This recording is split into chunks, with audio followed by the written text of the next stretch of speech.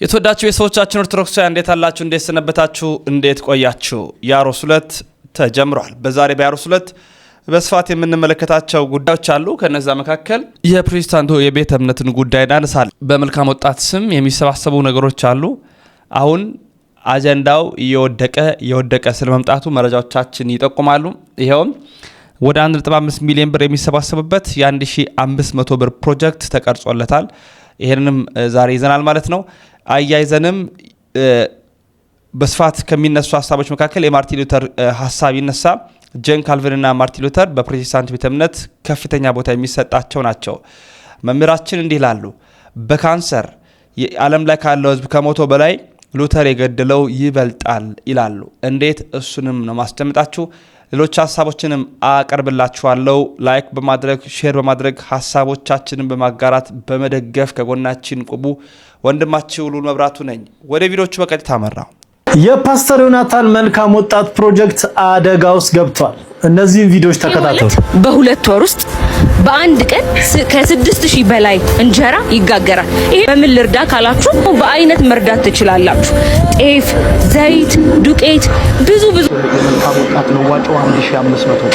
ስለዚህ ይሄንን 1500 ብር በብርሃን ባንክ አካውንታችን ብቻ ተታረጉ። አይውላችሁ ምን መሰላችሁ? የፕሮቴስታንት ቤተ እምነት ውስጥ የሚሰሩ ተአምራት በሙሉ ፌክ ናቸው። አሁን መልካም ወጣትን ለማሰልጠን ለአንድ ሰው 1500 ብር ልትቀበሉ ነው። እናንተ ቤት ውስጥ ደግሞ እንደሚታወቀው የባንክ ቡክ ላይ ይጸልያል። ሳይሰሩ ሰዎች ባንክ ቡካቸው ላይ ብር ይገባላቸዋል። ዋይ ኖት? ለምንድነው የፕሮቴስታንት ፓስተሮች ጸልያችሁ ለዮናታን ይሄን ብር ትራንስፈር ማታስደርጉለት? ምክንያቱም ውሸት ነው። በቃ እንዴ ዩ ጋይስ እንተማመን እንጂ ጤፍ ዘይት ምናምን ብላችሁ አትለምኑም ነበር? ቢኖር ኖሮ የምትሉት ሚራክል እንደ ሙሴ ከአለት ጭንጫ ላይ ውሃ ማፍለቅ የሚችል አይነት ተአምር ቢኖራችሁ ኖሮ ፓስተር ዮናታን አካውንት ላይ ይሄንን የ3000 ሰው ሰልጣኝ 1500 ብር ታስገቡለት ነበር። ስለዚህ ለፕሮቴስታንት ቤተ እምነትም ወይም ለሌሎች መልካም ወጣት ነው ለመሰልጠን ላሰባችሁ ወንድማዊ ምክር ድምከላችሁ እዛ ሄዳችሁ 1500 ብር ከምታወጡ ዶክተር አብይ በሰራው ኮሪደር ላይ እንደፈለጋችሁ ወክ ያረጋችሁ መንፈሳችሁን ያያደሳችሁ 5 መጽሐፍ ብታነቡ ትለወጣላችሁ። መልካም ወጣት ኪሳራ ነው። ዩ ጋይስ ትክክለኛው መልካም ወጣት ያለው የት ነው?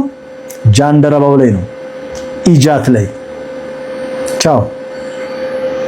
ዓለምን ካንሰር ከጎዳው በላይ ሉተር ዓለምን ጎድቶታል። ምክንያቱም ካንሰር ቢጎዳ ስጋን ነፍስን አይጎዳ።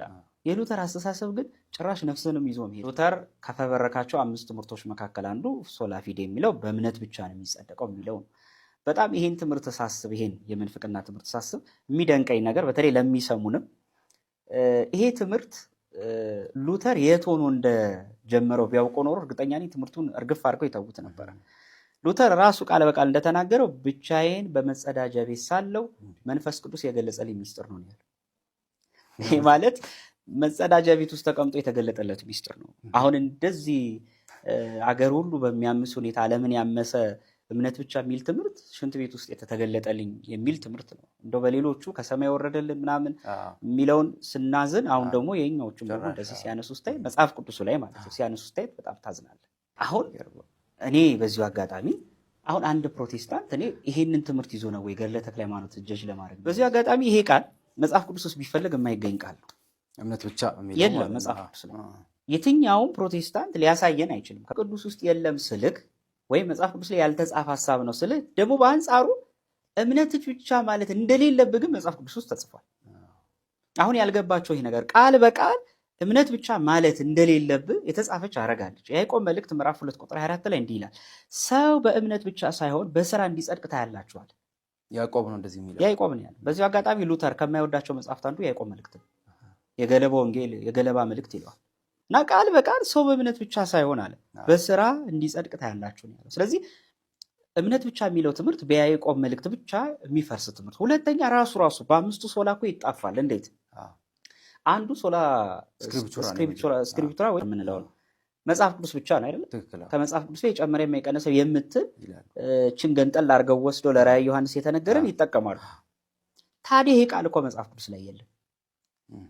ራሱ የጻፈው ሉተር የጻፈው ቃላት ራሱ መጽሐፍ ቅዱስ ላይ የሉም። ግን ከመጽሐፍ ቅዱስ ውጭ ደግሞ አትቀበሉ ብሎ ራሱ ይጽፋል።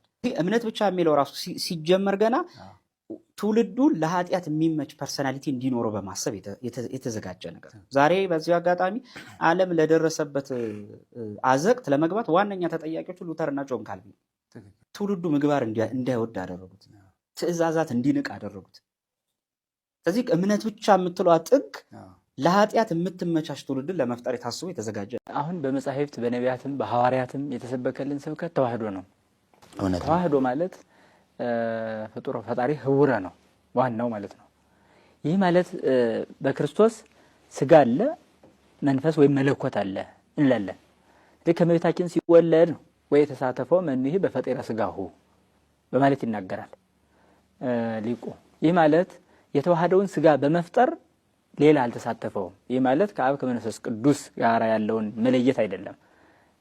ይሄን ሲናገር እና ዘራቢሲ ያልወደቀባት መሆኑን ለመግለጥ ነው። እንግዲህ ቅዱስ ጎርጎርዮስ ከነቢያት መጽሐፍ ጀምሮ ያለውን ለመተርጎም ነው ይህንን ሐሳብ የሚሰጠው። ይህ ማለት ነው ትቤ ጥበብ ፈጠረኒ ይላል። በመጽሐፍ ምሳሌ ጥበብ እግዚአብሔር ፈጠረኝ አለች የሚል ቃል እናገኛለን። ጥበብ እግዚአብሔር ፈጠረኝ አለች የሚለው ቃል በአርዮስ ሲታይ ትልቅ ክህደት ነው። በአርዮስ ሲታይ ምን ማለት ነው? ይህ ማለት ዓለም ሳይፈጠር ወልድን አብ አስቀድሞ ፈጥሮታል ማለት ነው ወደሚል ሌላ መለኮታዊ ከሆነው ኃይሉ ይለየዋል። ምን ማለት ነው? ይሄ አምላክ እርሱ አብ የፈጠረው ነው፣ በሱ ደግሞ ዓለምን ወበቱ ፈጠሮ የሚለው አለ አይደል? ስለዚህ እሱን ይዞ በሱ ደግሞ ዓለምን ፈጠረ በማለት በመለኮቱ ፍጡር ነው ብሎ ተሳስቶበታል፣ ወድቆበታል፣ ተሰናክሎበታል።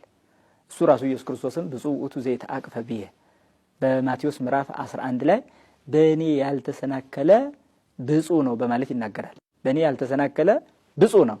ምን ማለት ነው? በእኔ ያልተሰናከለ ማለት አመጣጤን አይቶ አምላክነቴን ትቶ በሚታይ ስጋዬ ብቻ የሚያስብ ካለ እሱ ተሰናከለ ነው። ሰውነቴን ትቶ ደግሞ አምላክነት ብቻ አድርጎ ካሰበ መልሶ ተሰናከለ ነው።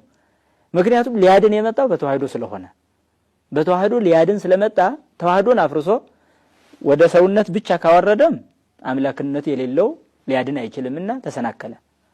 አምላክነት ብቻም ካለ አምላክነት ብቻ ያለው እሱ መስቀል ላይ መሰቀል አይቻልምና የሚያድን ደምም አይመጣምና ደምም የለውምና ተሰናከለ። ስለዚህ አርዮስ ምን ብሎ ተሰናከለ? በመለኮቱ ፍጡር ነው በሚል በጣም አደገኛ ቁልቁለት ውስጥ ወደቀ ማለት ነው። ትቤ ጥበብ ፈጠረን ያለ ጥበብ ማለት ወልድ ነው አለ ትርጉሙ። እሺ ጥበብ ወልድ ከሆነ ጥሩ፣ ፈጠረኒ ማለት ሲባል ደግሞ በመለኮቱ ፈጠረው ማለት ነው ቀድሞ አለ ማለት ነው። ወደቀ እዚሁ ማለት ነው። ስለዚህ አሁን በመለኮቱ ፈጠረው ከተባለ የተፈጠረ አምላክ ሊሆን አይችልም፣ ወደቀ ማለት ነው። ጥበብ ወልድ መሆኑ በመጽሐፍ ቅዱስ ተገልጿል፣ የታወቀ ነው። የእግዚአብሔር ጥበቡ ብሎ ሐዋርያ ቅዱስ ጳውሎስም ነግሮናል። ታዲያ ነብዩ ታዲያ ጥበብ ፈጠረኛለኝ ማለት ምን ማለት ነው? ይሄ ስጋ መልበስን የሚያጠይቅ ነው። የተወዳችሁ ቤተሰቦቻችን እንግዲህ ከዚህ በላይ ግልጽ ነገር የለም። እኛ ጋር ከመጣችሁ የኛ መልካም ወጣት ብለን የምናስባቸው ማዕቀፋት አሉ። ማህበረ ቅዱሳን የኛው ነው። ሰንበት ትምህርት ቤት አለ፣ ኢጃት አለ። ዝም ብላችሁ ቤተ ክርስቲያን ብትሄዱ ራሱ ሰፊ ነገሮችን ታገኛላችሁ። ማህበራት አሉ፣ የተለያዩ ማህበራት። በጽዋ ማህበር መታቀፍ ትችላላችሁ። በአጠቃላይ ይሄ ሁሉ ክፍያ አያስጠይቅም። ሄደው መልካም ወጣት የሚለውን ነገር ማግኘት ትችላላችሁ። የትኛው መልካም ወጣት ካላችሁ ኦርቶዶክሳዊ መልካም ወጣት።